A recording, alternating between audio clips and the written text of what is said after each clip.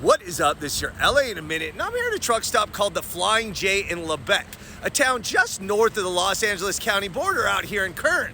It's also the site of the largest heist in American history, where up to $100 million of jewels were stolen from the back of a Brinks truck in a caper that is still unsolved. Let's get into it.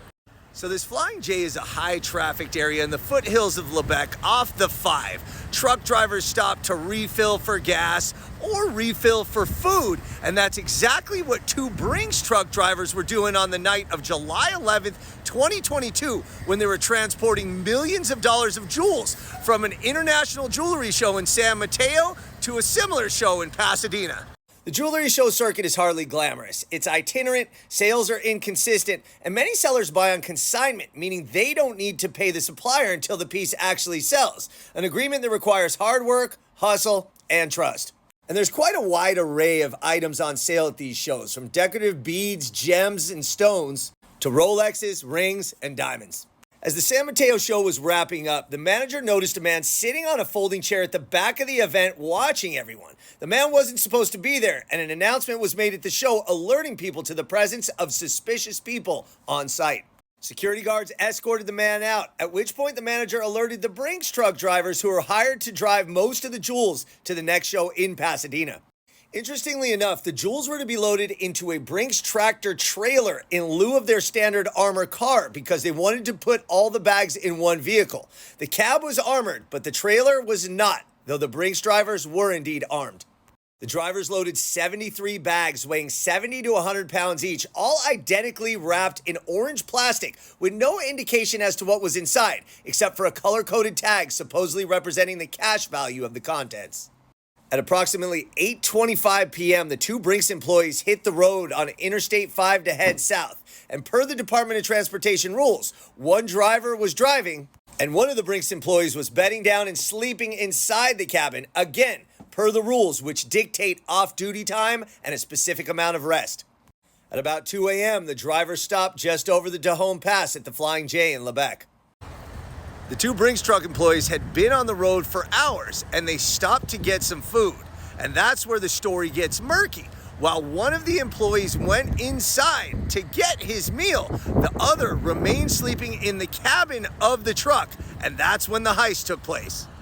In the 27 minutes that the one employee was inside getting food and eating, 22 bags out of a total 74 bags filled with jewelry were stolen from the back of the Brinks truck, which was only locked with a padlock and plastic tape. Wow. The driver returned to the truck and saw that the plastic seal had been removed and the padlock on the back of the truck had been cut away. The other Brinks employee who was sleeping said he did not hear anything during this time. LA County Sheriff Department was notified before the employees did an inventory, and when they did count the bags, only 49 of the 73 initial bags of jewels were still in the truck. Now, it's been reported that the thieves did not just take the bags willy-nilly. In fact, quite the contrary. They took bags that were located in the back of the truck, which may indicate that they were hand-picked, potentially because of the tags that indicated their value. Now, what that actual value was inside this Brinks truck is up for debate.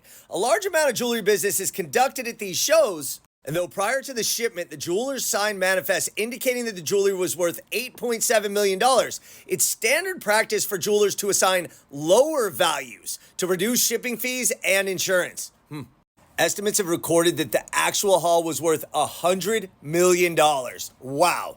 And that led to a lawsuit filed by the jewelers demanding $100 million in restitution and $100 million in damages, claiming that the tractor trailer was parked in a poorly lit location and had an easily defeated lock, and lack security allowed the jewels and gems to be stolen right from under the noses of the drivers. Brinks, on the other hand, said that if the jewelers declared their jewels to be worth more, they would have implemented tighter security methods. It's worth noting that the LA County Sheriff's Department Major Crimes Bureau and the FBI have considered whether this was an inside job, though no further information was given about those efforts or investigations. As far as the jewels, they're likely gone. Industry veterans say that jewelry and metals have probably been altered or melted to make them unrecognizable and untraceable, and precious stones would have been recut and polished to remove identifying marks. In other words, the jewels are likely gone without a trace, and any leads from the show or the Flying J have not turned into anything significant at this point, except lawsuits, heartbreak, and a huge mystery. So this Flying J here in Lebec may look like a typical gas station convenience area and truck stop, but it's also the site of the largest heist in American history. All right, LA, it's been a minute.